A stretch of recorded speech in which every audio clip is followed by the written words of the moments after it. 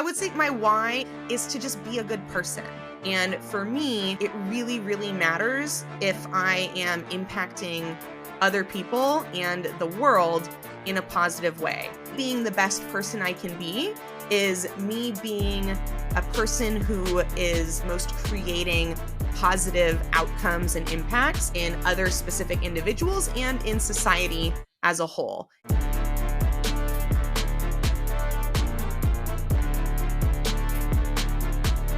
Welcome back, Schmoozers. For those of you that are new here, I'm David Cobby, and I'm on a mission to inspire Jews to be proud of their identity and leverage their personal brands. For this podcast, I've been blessed with the opportunity to interview many successful Jewish CEOs, magicians, former athletes, media personalities, and many more, and help them share stories about their respective personal brands.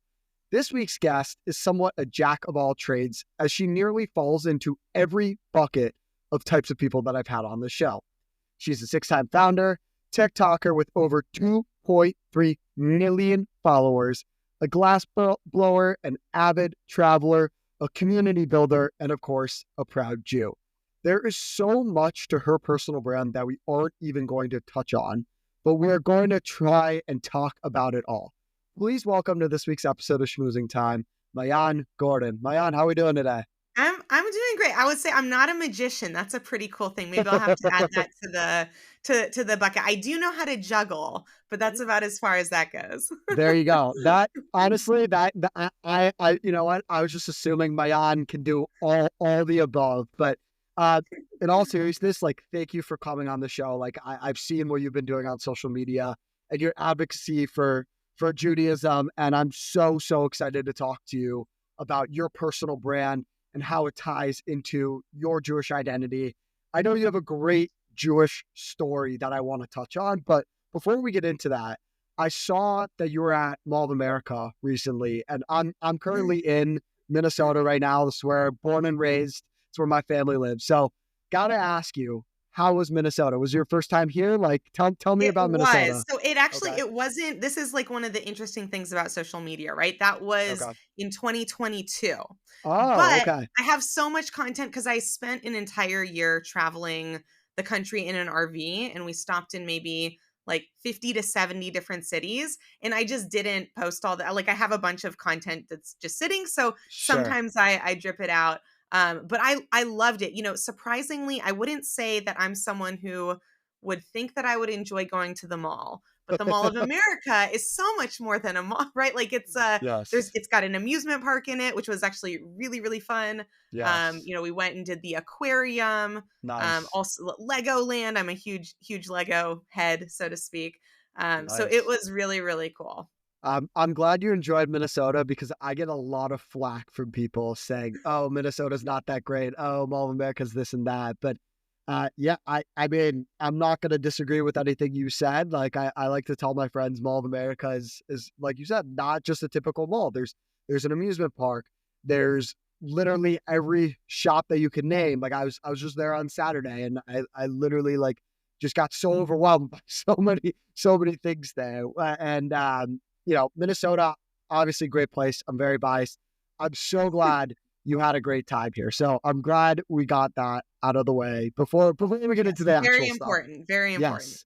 Yes. So, Maayan, to talk about your Jewish journey, story, heritage, like, you have such a cool, unique story.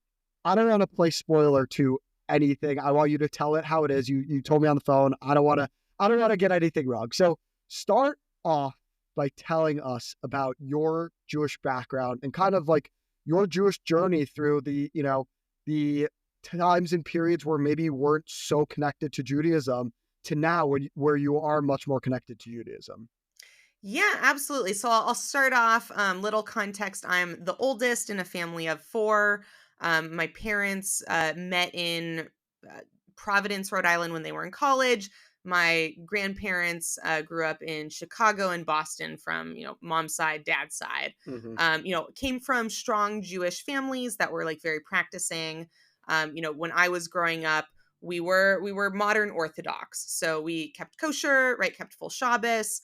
To my knowledge, we were all the way Orthodox. I'm not sure what all the differentiations between like modern Orthodox and like we weren't ultra Orthodox. I can say that. And I went to when I was in second grade, I went to a school that was in the basement of our synagogue, Ezra B'Sereth in Seattle. It was like a school that had one grade and, one teacher. So it was like very small, very private. And then I went from there to Seattle Hebrew Academy, which was the kind of bigger, more structured school. And when I say bigger, right now, it had 200 kids from grades, I think it was maybe third through eighth, something around that range, or third through sixth. I can't quite remember. And it was a both wonderful and challenging experience for me. And not 100% because of the school, but growing up, I think like many, many kids struggled socially. I didn't quite know how to fit in, within the context of the Jewish community. Like my mother worked and was a scientist, and that was, quite an unusual thing. And my dad's a midwife. Also, I mean, even outside of, the Jewish context, male midwives are a very unusual thing.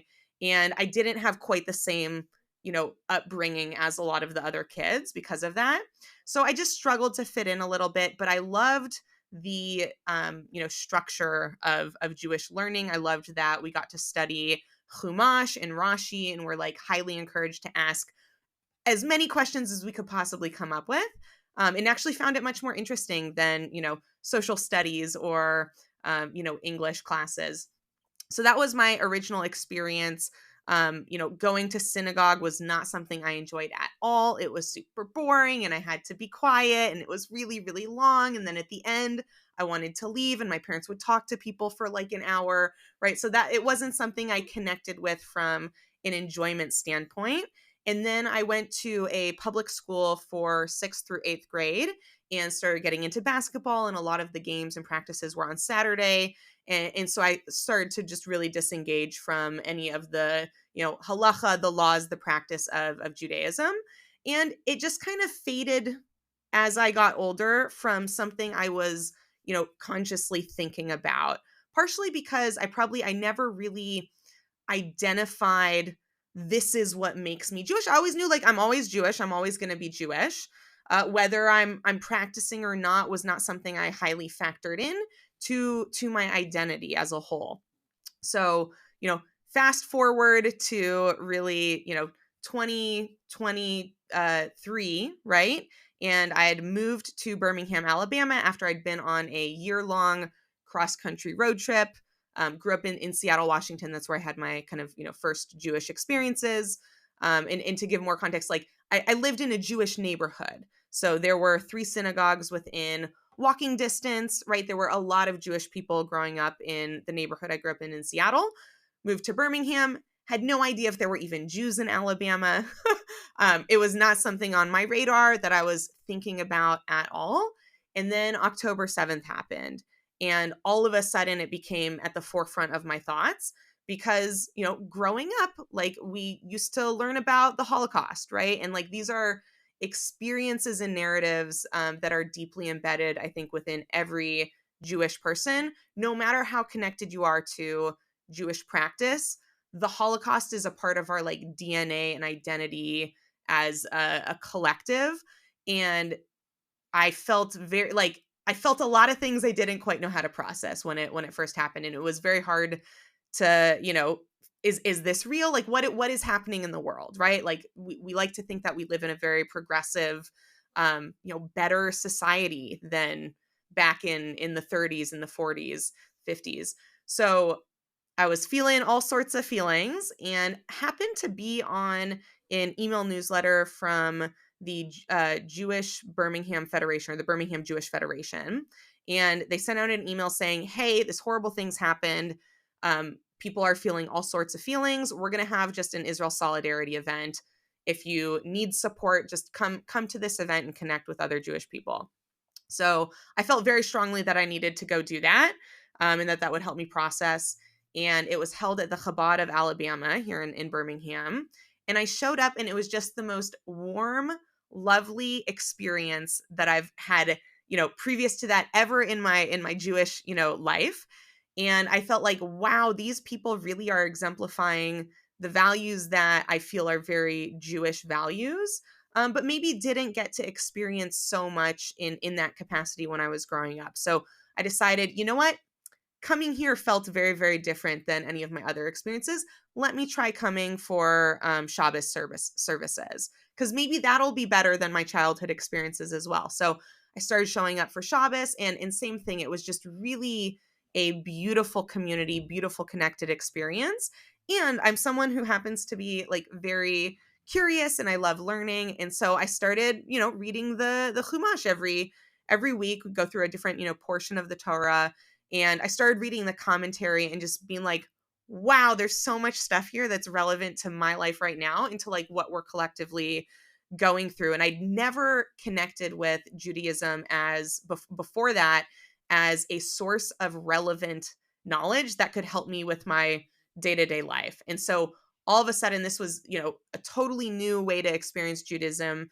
And I just started learning more, starting to become more observant, and really found an incredible amount of value both in the parts that were clearly enjoyable, like connecting with people, and obviously all the good food, right? It's a big part of being Jewish. Sure. But even in the challenging parts of it, like becoming kosher again from not being kosher, right? Like it's a big challenge for anyone who's used to eating like whatever. And like Yeah. I didn't eat pork, but like Sure. like keeping strictly kosher based off of kashrut, not just methodology, but also Right. certifications, right? Meaning here in Alabama, there are 0 restaurants that have kashrut certification. And so like I can't eat out at restaurants anymore here. Yep. Yep. So that's a big shift, but I really was experiencing a ton of benefit even in that challenge, and really getting to know myself at a deeper level and understand what are the things I really care about, what are the things that are worth working on because they bring me meaning, even if they're challenging or hard. And so that's kind of where I'm at today, is pursuing a path of continuing to want to grow spiritually and in lived practice, and just sharing my experiences with other people, because I think I've been on you know both sides, or I've had a wide range of kind of lived experience around what it is to be Jewish. I have, for example, when I was not practicing, I have like a huge arm sleeve Wow. tattoo of along with several other tattoos. Mhm. I used to smoke a lot of weed when I was a teenager. So I've been on, many sides of the proverbial fence, Sure. and really, see so much and experience so much incredible value from, learning and connecting with Jewish values. It's amazing, Mayan. I think I resonate with your story on so many levels. The whole synagogue part, like when you were talking about how you go to synagogue and it was boring and you had to sit there. And the part that resonated with me the most is your parents staying after shul and talking to people for an hour, and all you want to do is go home. Like I totally Yes. resonated with that. And I guess, like, one piece that I maybe didn't resonate with so much is you said, like, you didn't really find a purpose or have like a why for practicing Judaism. You talked about basketball was sort of like that outlet where you kind of use that to get away from Judaism, and that kind of, spiraled. So I guess now that we're sitting here and talking, and all these challenges and hurdles have happened to you, what is your why for being a proud Jew? Yeah, and this is, I think, an interesting way to frame it. I'm glad it came across that way, because it wasn't that I didn't have a why, it was that I was unconnected to it. I Like it see. it deeply, deeply existed. In fact, that's part of, I think, what my evolution over these last a little over a year has been, is just realizing actually that the things I experienced as a child in Jewish community Hmm. were the fundamental most important things about who I have become and who I am fundamentally. And it's just not, I didn't make that identifying factor growing up as a teenager. I thought, these other things defined me more, and that Judaism didn't Got it. define me. And so it was really just like a disconnect that I was experiencing, which I mean, could explain a lot of, why I struggled so much, as a teenager, and in my early 20s. So I would say my why, and this was my why back then. Again, I just didn't understand that Judaism was helping me to accomplish this, is to Mm-hmm. just be a good person. And that's, Mm, I know, like kind of a loaded statement. And if you sure. start talking about good and bad, people can get very emotional and upset.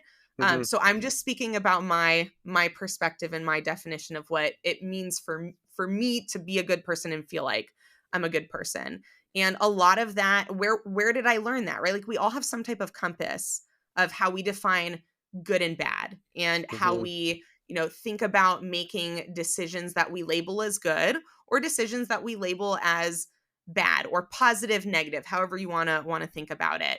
And Mm-hmm. for me, it really, really matters if I am impacting other people and the world in a positive way. That's like how I would define, me being the best person I can be is me being a person who is most, supporting and most creating positive outcomes and impacts in other specific individuals and in society as a whole. And that's a really like challenging, hard thing to do, especially, I mean, it feels like it's getting more and more complicated by the minute, right? About Mm-hmm. even things that might sound on the surface very simple, which is, let's say, empathy.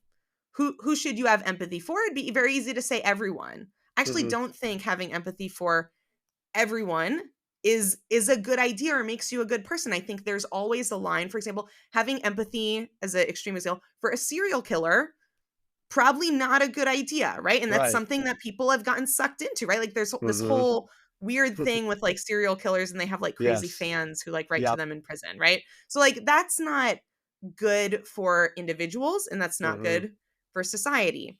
And if I didn't have some type of guiding wisdom and light that I not just believed in, but that made incredibly logical sense, made more actual sense than any other methodology or source of wisdom, Mm-hmm. that's what I'm going to, follow and kind of guide around and continue learning and asking questions.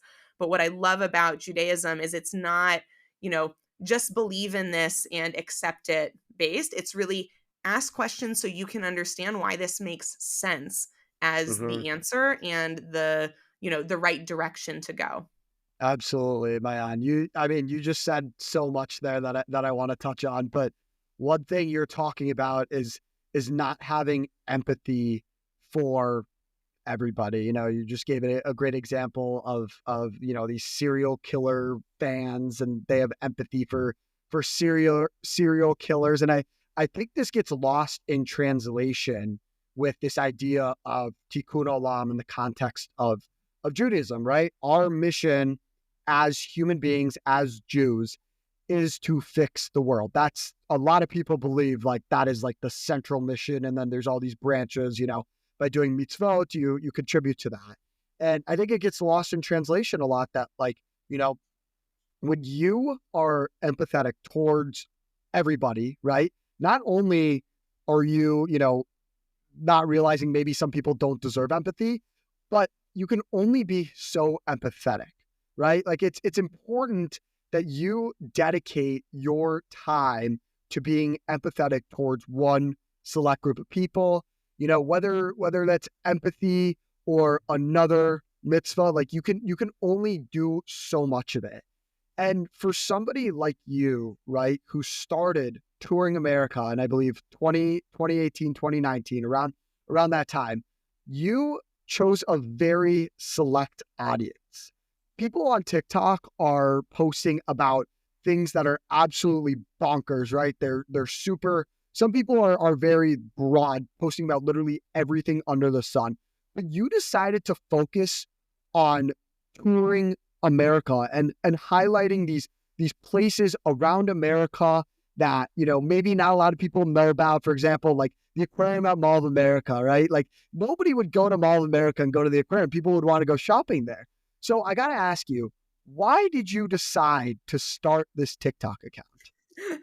So this is a good story because when I started the TikTok, it was actually called World of Glass. Okay. And I started it because I had a glass blowing business. Okay. Like you said, I'm a glass blower. I was on Instagram for like 8 years. I wasn't a Mm, glass blower for 8 years, but I was on Instagram for 8 years. It was like my primary, social media channel. And we had done really, really well for our previous businesses there. And then 2018, and it just crashed and burned, pun intended. And so so I was looking for new platforms. I joined LinkedIn and TikTok at the same time, and really both of them took off very, very well. And so the reason I showed up on TikTok initially with glassblowing is because that's the content I was already making. It was a mm, space that I was very familiar with, and I saw a really good opportunity because there were like no other glassblowers on TikTok yet, and glassblowing's highly visual, right? So I mm-hmm, said, oh, this could be like a really great opportunity. Why I decided to change and pivot to changing it to touring America and featuring, small businesses and some larger mm-hmm. businesses, right, Sure. around America was so the real reason I did that strategically is I wanted to get a sponsorship so that I could do this tour like Wow. affordably without spending. I mean, it was a very, very expensive Yeah. tour. This was right 2022. Gas was like $5-6 a gallon across a lot of the United States, and an RV doesn't get great, gas mileage. So just that component, also like RV parks are, $50 to $100 per night. So it was a very expensive endeavor. And I had a notion, an idea that if I structured it around an impact, like a social impact mission, it would be Mm-hmm. easier to get a sponsorship. And that idea came out of talking with a friend. I was just basically getting very excited about the idea, talking to everyone about it. I'm like, here's the idea. We're going to go on this big road trip. And one of the people I was talking to said, I have a friend who did something similar. They were able to get a sponsorship from one of those cool like 4x4 like off-road vans that are That's like turned awesome. into a camper. And they also got people to like donate money per mile that they were going. You should talk to them. So I talked to them and figured if they could do it and they didn't have 2 million followers, I for sure can do it. I've got 2 million followers, right? I can make this happen. And I think it's Yeah. a really good idea and something that's really needed because after COVID, a lot of brick and mortar places were struggling a lot, and I had Mm-hmm. insights that could really help them get new customers and get their brand out there. So that was the thought process behind it. It was I would say mainly motivated by an opportunity that I personally wanted to pursue, but backed by the idea and the knowledge that it was also going to really help people. And I think when you can combine those two things of here's what motivates me like personally because these are the things I want, right? These are Mm-hmm. the desires I have to fulfill in my life, and then also pair that with and this is really going to help other people or make the world a better place. That's a killer combo because Right. most of us are not like perfect sadiqs, right? Where we've completely removed all of our personal desire and we're chariots of Hashem, so to speak. Mm-hmm. Most of us have some personal desire, and Right. that's going to be a motivating factor. But when we can align that with something that really helps other people and makes the world better, I think that's where most of us can be aiming for in a way that's going to be really effective. Totally. And I love, first of all, how, I mean, at this point in time, right? Like you've already done so much in your career and you kind of took, correct me if I'm wrong, but you kind of like took a pause and were like, oh, I want to go out there and travel and talk and help promote these small businesses, which I think post COVID, everybody listening to this knows small businesses had it horribly. Forget about all the loans and the governments. Like it was still so hard for these brick and mortar shops to really go back to what their operating, revenue was. So I think that to me is like amazing that you're able to do that and highlight it, but also, you know, travel and I think that's kind of like one of the things that you were passionate about doing is Yeah. traveling and meeting all these people, which is so amazing to me. And I guess like question from that is, so you're traveling on the road, you're on the road all the time in an RV, right? Not the most ideal conditions, right? It's not like you're traveling Right. by jet or whatever, and you're Yes. meeting all these people. So how did you have the energy to do this? That's a great question. Yeah. So it was definitely, well, one thing, and I think this is really an advantage, is when I'm someone who's highly optimistic in a way that sometimes people would call it naive, I call it altruistic. And what comes with that is sometimes you think things are going to be better or easier than they actually are going to be, even if you've gone through a lot of hard things. Like I've gone through a lot of challenging things in my life. I've got some type of gift where nothing that happens in the past impacts my, optimism and altruism about the future. And so the short answer is I did not know how exhausting Mhm. it was going to be. And an example of that is we planned it out as a 2-year trip, and it really only lasted a full year because after the year we needed to like settle down somewhere, and we're tired of traveling. We scheduled it at a very quick pace. So we Mhm. were spending anywhere from 2 to like maximum 7 days per city. And every time you move to a new place, you have to set up the RV. Like there's a lot that goes on in terms of like packing up the RV and then setting up the RV. And we are doing this with 4 dogs. And Oh my like God. dogs by themselves are a lot to take care of, but when they're in an RV, you have to take them out all the time. There's no like yard you can let them out into. And they're just like a bit of a nuisance when there's 4 of them. So it was a Wow. lot of energy. How did I sustain the kind of level throughout that? And then obviously there were things like, mechanical issues. So we learned, I don't know what if this was 3 months in or 6 months in, but basically we were going down a relatively steep grade highway. I think this was near like the Hoover Dam Mhm. area, and we got what Ben and my husband and I call the death wobbles, Oh because our no. brakes needed to be like our brake pads, rotors were like not even. And Right. so when we would apply the brakes with like that much pressure and weight, the whole RV would start to shake, kind of like how you imagine it is to sit in a space shuttle as it's taking off, right? Like violent shaking. Oh my And God. we had to deal with that. It was like either we don't brake a lot and you pick up speed really, really fast when your vehicle weighs like 20,000 pounds, or we Yeah. apply like the brakes and start to get all the death wobbles. So we would have to like balance between that, right? Like it was a stressful situation. And we called RV places and like all the mechanic places in the areas we were stopping to see, hey, can we get like the brakes done? Mhm. And first of all, a lot of places don't deal with RVs because you need a special lift for Mhm. the RV. Secondly, the places that did were booked like 6 to 8 weeks out, so that wasn't going to work if we were only going to be there for 3 days, right? Oh my So goodness. that was a challenge. But the number one thing I think really was talking to people. Mhm. The most beautiful experiences I had on that trip was when we would go into random stores, and because we didn't have like a super tight agenda in terms of when we would get to a city, and Mhm. usually only we're doing interviews or workshops with 1 to 4 businesses, we had a lot of Mhm. time to explore.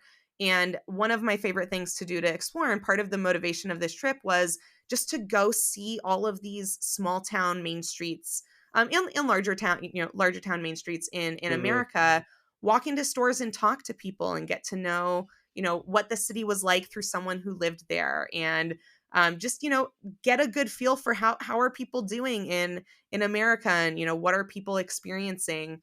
And those were just some of the best conversations that always energized me so much. I'm also like an extreme extrovert, so sometimes I'd be talking to someone for like Right. 1 to 2 hours, and my husband would be like, we have to go now, Oh my because he's very, goodness. very introverted.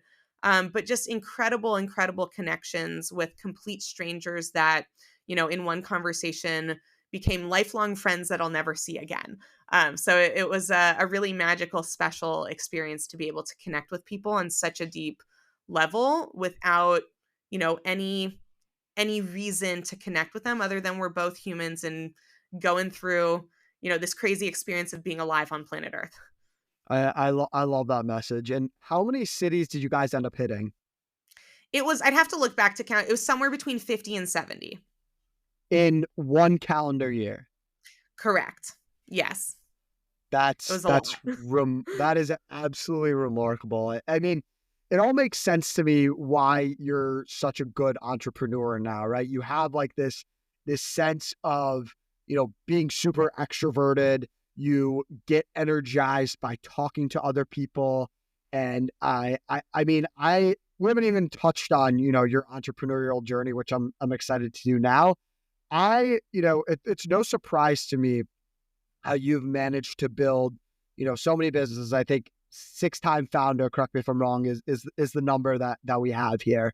Like, I've interviewed people that have been 1-time founder, maybe 2-time founder, but six is a lot. So I just like to say that means they're better at it than me. It means I started businesses that ended up not being either my calling, or like some of those businesses failed. right. And when I say failed, I realized that they weren't good or viable like business models that I wanted to continue spending my time at. So I would say, what makes me, like, I would agree, a great entrepreneur is I'm not afraid of failure. And I've Love gone it. through a lot of failure that I've learned from and been able to grow from. And that's, been leading me to where I am now, where I absolutely, absolutely love the work that I'm doing and feel very, very aligned with it. And I guess the last thing I'll add to that is I want people to know that sometimes it takes a really, really long time to find what you want to do. And so Hmm. even as someone who is very active to try lots Right. of things, I would say it took me 15 years to find out what I really wanted to do long term, and that it was worth trying and, failing at a lot of things. And obviously I had a lot of successes along the way. Hmm. But we get sold this idea that you're supposed to know what you want to do the rest of your life when you're 18, or Hmm. that what you really do want to do when you're 25 is going to be the same thing that you want to do when you're 45 or 50. And I think it's actually much more natural that we evolve, and therefore the things that we enjoy doing or feel called to do are also going to evolve. Hmm. So you've obviously had a series of businesses, like you mentioned, that have failed, which is a big part of entrepreneurship. And I would even argue, as somebody that's an aspiring entrepreneur, but also, somebody that looks up to a lot of entrepreneurs, like, success doesn't happen without failure. Yeah, it's so cliche to say that, but it's really true. Like, when you look at the best companies, they had to fail to get successful. I mean, even in sports, right? Like, I was a big Kobe Bryant fan. Like, Kobe was my role model, and my favorite quote from him was, if you're afraid to fail, then you're probably going to fail. Like, it's just like, it's a thing where it's like, it's inevitable that you fail to get better. And now you're focusing on kind of media and community building. And one question that comes to mind when you focus on, like, the community building aspect of it is, we go back to this conversation about, you not being connected to Judaism necessarily. So does being a community builder now, does that stem from having a lack of Jewish community as a child? Or is it something else that I'm missing? No, you're spot on. And I would say, not just Jewish, like I think it was lacking, again, connection to really any community, because I was a part of Jewish community, right? Like, we went to an amazing shul and synagogue. I was Hmm. part of a school community, but I didn't feel connected to those communities. And so, a lot of what I do now is helping, whether it's creators or businesses or whoever, think about not just how do you build a community, but how do you ensure that people who are a part of the community feel that sense of a connection? Because I think a lot of us can be a member of a community and feel disconnected from Hmm. it. And I think it's been really the culmination of kind of all the things that I've experienced in life. Because for me, community in the context of business and entrepreneurship is really a combination of not only the, let's say, customer experience side meshed with the Hmm. just human caring and connection side, but also the business development and business strategy side. I just had a conversation earlier today with entrepreneur who had a marketing agency and is now doing all sorts of consulting and Hmm. investing over in Israel and Tel Aviv. Hmm. And we had a really good conversation about this, where I kind of explained what I did. And he said, Maayan, now the person who introduced you to me said you're like all about community building, but it sounds like you're doing something else. And to his point, community is the packaging Hmm. that I like to practice marketing, strategic business growth and Hmm. customer experience all into one, vehicle. So community can mean many, many different things. I've had really interesting conversations, like with recently with someone who talked about, well, in the music industry, we kind of have these communities that are incredibly non-structured, but like Mm-hmm. are very deep, right? Like if you're a huge fan of any particular, music artist, you're a part of that like fan community Right. without there needing to be any structure because you're connected through the music, right? Mm-hmm. And the music itself makes you feel all these deep things that someone else is feeling too. I think when it comes to business, it doesn't have that amazing conduit of making us feel as deeply. Like music's a very special thing. I think film, right, also can do something similar where if you have a favorite movie, right, Mm-hmm. and you meet someone else who also that they love that movie, instant connection, bonding, like sense of community. Right. But how do we create that in other areas and around other vehicles that aren't so intrinsically emotional and deeply like embedded into our psyche and touch our soul that way? Like how do we Sure. get business to touch us in our soul and Right. connect around that? To me, that's a really fun puzzle and like rewarding question to pursue. Building a community for a business, like you said, not as exciting as, somebody like in the same movie, music, sports team, whatever. How does personal branding tie into that? Like, does personal branding give that excitement? Because there's this argument that says people don't necessarily buy brands, they buy stories, right? Nike, without its story, is absolutely nothing. And that ties into, Phil Knight's personal brand, but also the story of Nike. So tell me a little bit about how you add the idea of personal branding into how you help other people build communities. So, I think could you build a community that is really centered, mainly around a brand and not a person? Yes, but you need people to engage and facilitate Right. that connection, right? So you Right. can't have an AI or, a computer robot. I don't even know what that would mean. Build connection for people. You have to have a person facilitate connection. Mm-hmm. And that's actually one of the reasons why today, like in business, referrals are still number one in Mm-hmm. terms of the, best way to grow your bit. If you can get referrals from other people, one, they convert much better and easier, right? Mm-hmm. It works much better when people are involved in terms of people things. And so Yeah. when it comes to building a community, there has to be a person, and it doesn't always have to be the, person who starts the community. They can appoint, for example, really amazing community managers, community Mm-hmm. leaders, community advocates who kind of take ownership, right, of those roles and say, you know what, this is my community, this is our community. I'm going to make it the best it can possibly be, even Mm-hmm. if someone else started it. And I think Mm-hmm. community is a beautiful space where we all should be empowered to, become leaders and to take Mm-hmm. ownership and say, you know what, I have an idea that I think is going to benefit the community. I'm going to share it. And if there's a good response, I'm going to lead the way and I'm going to lead the charge to develop this project, to do this thing, to create whatever it is that the idea is around. So, personal, and you asked about personal branding, but I kind of Sure. pivoted into just like the personal connection part. Mm-hmm. I'll talk real quickly though about personal branding. So Mm-hmm. I think personal branding is one of the greatest leverage points just in business, whether you're building a community or not.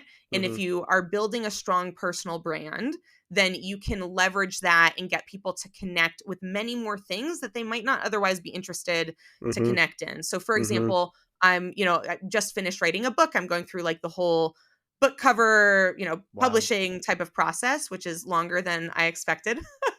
But, would people want to buy a book from me if they didn't have any connection to me or if I had no personal brand? Probably not, right? There's, in fact, this Mm-hmm. is very common. People, there's, millions of authors like every year who write books that sell, a handful of copies because they don't have a strong personal brand.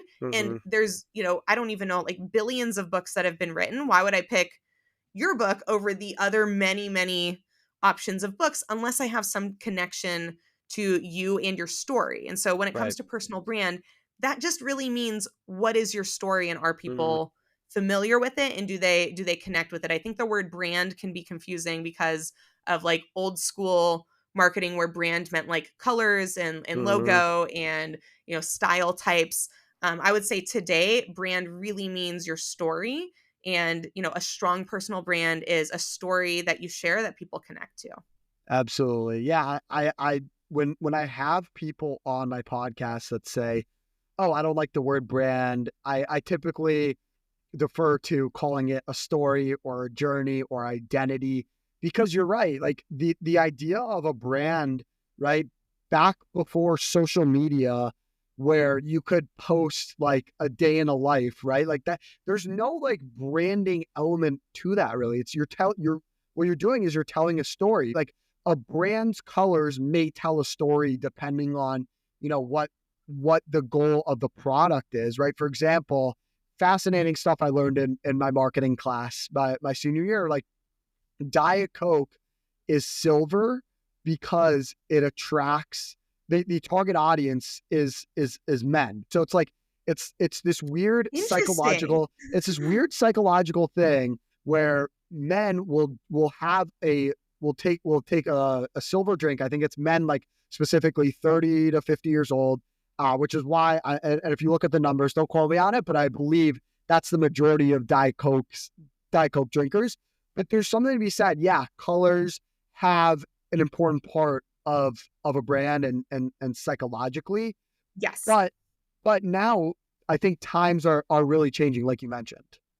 Well, and that's a really good point, because psychologically is different from emotionally, right? So in there's a balance. Like, we all have psychology and like emotional drive at all times, and it varies up and down based on like the context of the situation. And so sometimes our psychology is more powerful because there isn't a high emotional, like when I'm going to buy a soda, I'm generally not like highly emotionally triggered or engaged, Right, right? right. It's more like psychology. But in a lot of other circumstances, the emotional aspect is going to be much more powerful. And this is Mhm, one of the things that businesses have to figure out, is when to really focus on psychology versus when to focus on the emotional side of the human experience. And I would say, for example, sales does a really good job at combining the two. But mhm, sales, I would say, largely like old school, phone sales, or like discovery call, like closer type of funnels, mhm. are much more playing on emotions than they Right. are your psychology. They're making you feel things that either are very uncomfortable or very like promising. And so, when you think about a personal brand, I would say a personal brand is also like a combination of the two, but it's much more emotional driven. There's the Absolutely. the saying, it's not what you make them think, or what you say, it's how you make them feel. And so when we're talking with other people through the context of, a conversation or anything that resembles a conversation, it's how Mhm, we feel. And this is true even of, for example, like cold, DMing or cold email marketing, is mhm, how that message makes me feel is going to determine everything about, do I respond, how I respond. And so, there's an interesting dynamic you can play off of that, which is just, how do people feel in different situations online before you interact with them? And that's a lot of, I think, what social media, having a good strategy is mhm, not just what is good content, it's what's good content for how someone is already feeling when they're on mhm, this platform, which is why mhm. content performs very differently on, let's say, LinkedIn versus Instagram. When I'm Yes. on Instagram, I'm feeling much more like I want to have this amazing life. I'm feeling a little bit more like needy, to be honest, of like, I want to see pretty things. I want to feel aspirational. When I'm on LinkedIn, I'm feeling much more, one, like I actually want to connect with people and build relationships versus just looking at pretty things. Right. And two, I want to feel that I'm learning something or making some type of progress or being productive. Right. So those are two different like emotional states that are going to help me filter out different types of content that I'm looking at based on my initial emotional state. And a good example I like to give people is when we go out to restaurants Mhm. and we walk into a restaurant, we you feel something immediately, right? Based on like the decor and atmosphere of a restaurant, which is why a burger place feels different to walk into than a sushi place. Right. And I might be choosing a restaurant based on the type of food I'm feeling hungry for. But a lot of times, like if you're like me or like many people, I never know which place to choose initially, because like all the food all the food sounds good. If I'm thinking about it from a what do I want to eat? All the restaurants make all the good food. I don't know. I like burgers. I like sushi. I like pizza. They all sound like great options. But when I think Right. about my experience around the atmosphere, that's usually how I'm making a decision of, do I want to feel kind of fancy and upscale? Okay, well, then that's Right. this group of restaurants. Or do I want to Right. feel like casual and having a great time and relaxed? That's like, then maybe I'm going out to a bar and getting food at a bar instead of even going to a restaurant. So our emotional state before we make a decision is largely how we make decisions about what content to engage with online. You make a very important distinction here between psychological and emotional, right? Because ultimately, like, emotion ties into psychology, but they're not the same, like what you're talking about. And in terms of having a personal brand, you obviously need both things, but you also need kind of that balance, because everything can't be too psychological where you're, for example, if you're putting out a cool video that's like, super engaging, like a glass blowing video, right? Like, there needs to be some emotional component to it in terms of That's a great example. So the glass blowing videos performed incredibly well, right? That's how I grew this yeah. huge audience. Like visually, they were amazing, but there Mm-hmm. was no emotional connection to it. Mm-hmm. It was almost all psychology. And Right. so it grew a huge audience that I figured out ways to leverage. But did it lead to any sales? No. Did it help me build my personal brand or my business brand? Not at all. It was just people really interested to watch glass blowing videos. And very cool that I figured out how to, do that, but it really wasn't my goal and it didn't help me towards accomplishing or building the things that I really wanted to build. Absolutely. That's so interesting you say that, because I would have you would think like, okay, 2 million followers on TikTok. Maayan also has a very steady following on Instagram and LinkedIn. 2 and 2 together. Oh, boom. There's 1,000 sales right there. But no, you're absolutely right. Like when content isn't related in terms of your brand and your company's brand, like, there's not going to be a crossover with sales. Like it doesn't just happen because you have the followers. It happens because you establish not only that physical connection, the emotional connection, but also there needs to be some sort of need behind that. So it's an interesting conversation, when it comes to personal branding and how we look at personal branding now. And in terms of Judaism and personal branding, I think these two are more interconnected than ever. I think you are a great example of this, because not only do you exhibit your Jewish pride, but also you're very strong on your personal brand on LinkedIn. You're posting content about your travels, who you meet. There's so much that you're doing with your personal brand. So I want to ask you for our final question. What is the experience that you want to create when somebody looks at your personal brand? Well, that's a good question. And I could definitely be more intentional and strategic and thoughtful about my personal brand. I think, like many people, I, do my personal brand more intuitively versus Mm-hmm. really thinking it through. Like with a client, I take them through like a very specific process, right? It's a Right. little bit more challenging to take myself through that process because I'm on the inside and it helps to be led from the outside sometimes. But I Absolutely. would say, I do try and be as intentional as I can within the time that I allot for it. Mm-hmm. And I would say, the first things that I really try and create and that are valuable to me and meaningful to me in terms of establishing a personal brand would be, compassion and acceptance and lack of Mm-hmm. judgment as Mm-hmm. core fundamental traits that I exhibit. And how do those, help me from a business perspective? Because I think that's part of, when you're forming a personal brand is saying, how do these things that are intrinsically me Mm-hmm. and defining components of just who I am as a human, as a person, Mm-hmm. how can those help the people that I'm serving in my business? Mm-hmm. And so, for me, it's a little, this is where it's such a good fit for me now. When I was doing marketing, I was like, how do I balance me wanting to be super transparent and the notion that like marketing in general is manipulative, right? Mm-hmm. Yes, yes. And so that was a challenging balance of, even if I'm not being manipulative, like marketing the way it's presented is often, very much, preying upon the pain points, right? And these things that are very psychologically driven that like we have less control over. So when I made the pivot to focusing on community building, that's part of where that alignment started to become really, really clear to me as I went, well, it's very obvious that being compassionate and non-judgmental in a community is a really, really good, attribute and skill set to have. And being able to create structure for that so that other people can also do something that I'm doing very naturally and be empowered to be more, empowering to their members and more supportive and like better leaders to their community members.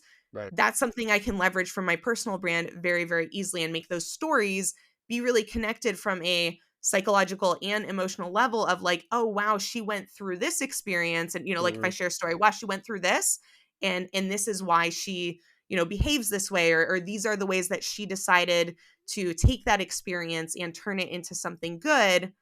Okay, wow, I really want that as an aspect of my community. She's going to be able to help me design that. I would say another component, and this really, ties into like my Jewish journey, is saying, I don't always know, or I never know what is really best for me. I can make the best guess at any particular time, but if I'm not willing to ask questions and be open to new ideas, then I'm never going to, be on the path that is the best path for me. And I'll keep myself from discovering better ways of doing things. And that really is actually at the core foundation of what makes a good community. It's less about whoever's designing the community knowing what's best for the community and more saying, hey, community members, what do you guys think is best? I want to hear your input. Help me evolve this structure that we're building together. And so it's very much a something that, is something we do together and evolve together. And I think a lot of my journey, I was doing things by myself. I was very, very solopreneur. I had my husband to help in my business, but he's like non-entrepreneurial at all from a creativity or like interest standpoint. He just wanted to help because he's very, very sweet, and my husband. But it wasn't his calling. Like he doesn't do anything with it now. He's very introverted. So, really being able to leverage the stories of my life, the experiences of my life, and present them in a narrative that clearly ties to the expertise and the support that I give in my business is, I think a really good way to build a personal brand. This conversation was so helpful to me in the context of my personal brand and understanding how you grew your personal brand through so many different ways. And then the fact that we were able to tie Judaism into that and your Jewish journey, like absolutely fantastic episode. And before I let you go, where can people find you on social media to stay up to date with what you're doing?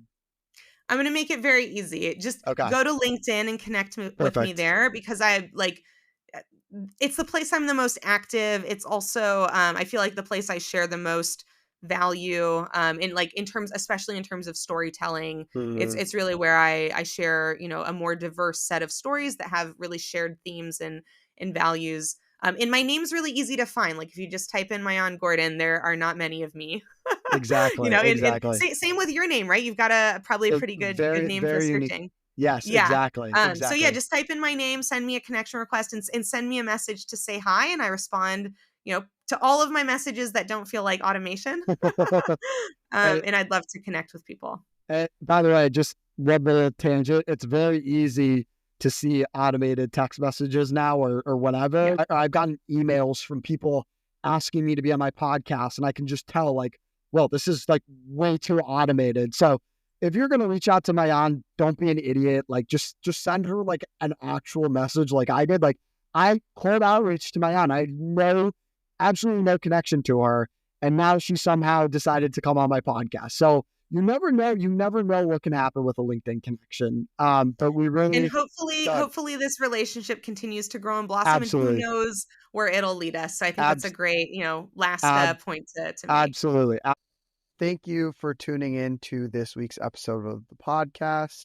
Make sure to follow Schmoozing Time on Instagram, TikTok, and Facebook. Also, make sure to follow Schmoozing Time on whatever platform you are listening to this podcast on. Until next time, keep schmoozing.